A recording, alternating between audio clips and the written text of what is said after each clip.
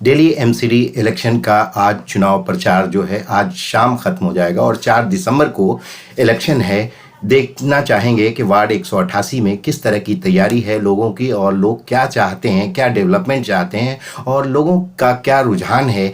मैं कई लोगों से बात करने की कोशिश करूंगा जो इलाकाई हैं, ओखला विहार के बाशिंदे हैं और ओखला विहार में काफ़ी अरसे से रह रहे हैं। उन लोगों से बात करने की कोशिश करूंगा कि 188 वार्ड में क्या लोगों का रुझान है। आप देख रहे हैं friends media vision YouTube channel, और अगर आप फेसबुक पर हमें देखना चाहते हैं तो फेसबुक पर हमारे पेज को फॉलो करें फ्रेंड्स मीडिया विज़न, और हमारे यूट्यूब चैनल को सब्सक्राइब करें। ओखला इलाके में तो कम से कम मैंने इतनी अच्छी बच्ची जो इतनी इंटेलिजेंट और इतनी पढ़ी लिखी और इतनी समझदारी की बात करने वाली बच्ची पहली बार मेरी नज़र में आई है, और मैं समझता हूँ कि ओखला उसको अपनाएगा और बहुत ज़्यादा वोटों से उसको जिता के ले जाएगा।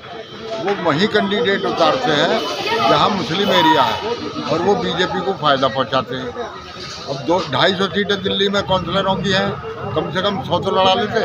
आसिफ शहरी साहब को मैं जहाँ तक जानता हूँ कि यहाँ ओखला विहार में 90% लोग नहीं जानते। मैं खुद नहीं जानता वो कौन है, कहाँ रहते हैं, कभी मुझसे आगे मुलाकात नहीं करी। यहाँ का जिम्मेदार आदमी हूँ।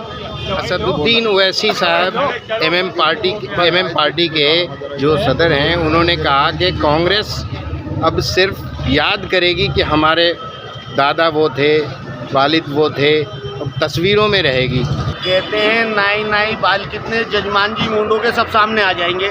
अभी 4 तारीख को पता लग जाएगा कि ओवैसी साहब कितने पानी में हैं और आम आदमी कितने पानी में है। दिल्ली दूर नहीं है। पिछली मर्तबा वही कैंडिडेट 2300 कुछ वोट लेकर आया था, लेकिन इस बार सीट हासिल करने की बात कर रहा है। कौन सा कैंडिडेट? आप जानते होंगे, आसिफ शहरी साहब। देखिए ऐसा है, आसिफ शहरी साहब को मैं जहाँ तक जानता हूँ कि यहाँ ओखला विहार में 90% लोग नहीं जानते।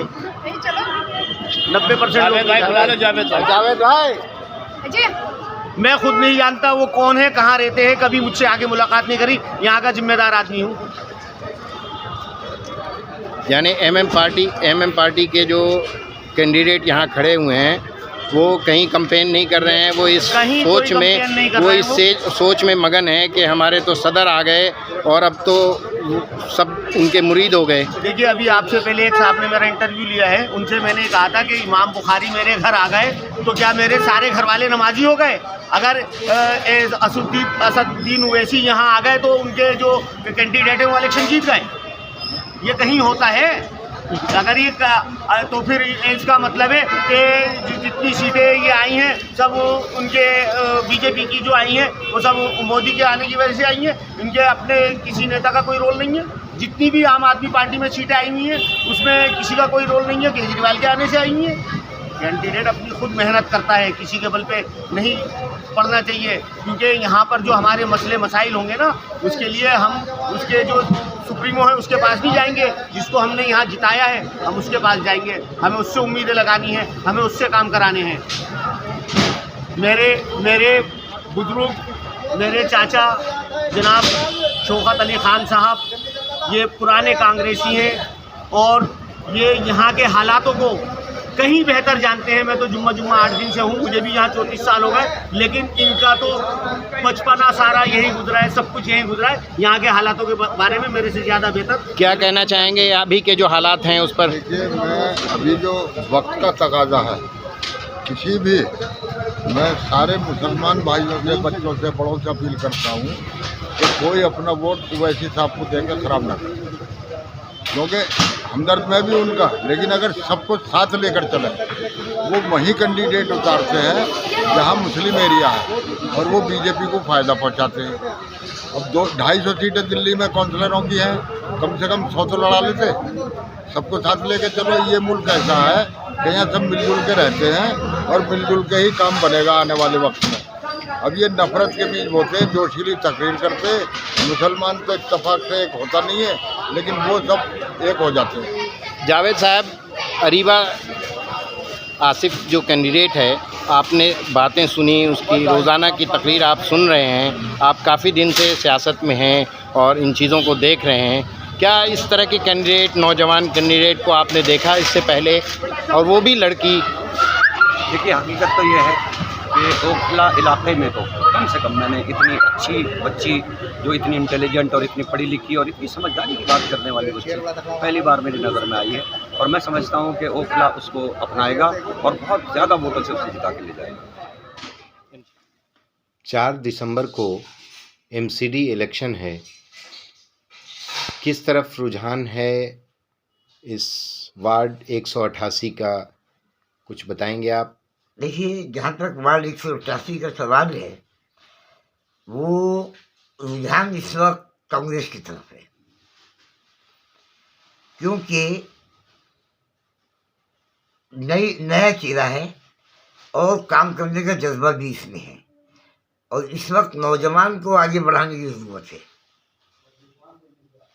ताकि वो उस तंदीर के साथ काम कर सके और इलाके को सही मायनों में उसकी एक रोशनी में ला सके। यानी आप अरीबा आसिफ की तरफ इशारा कर रहे हाँ, हैं? अरीबा आसिफ की तरफ इशारा कर।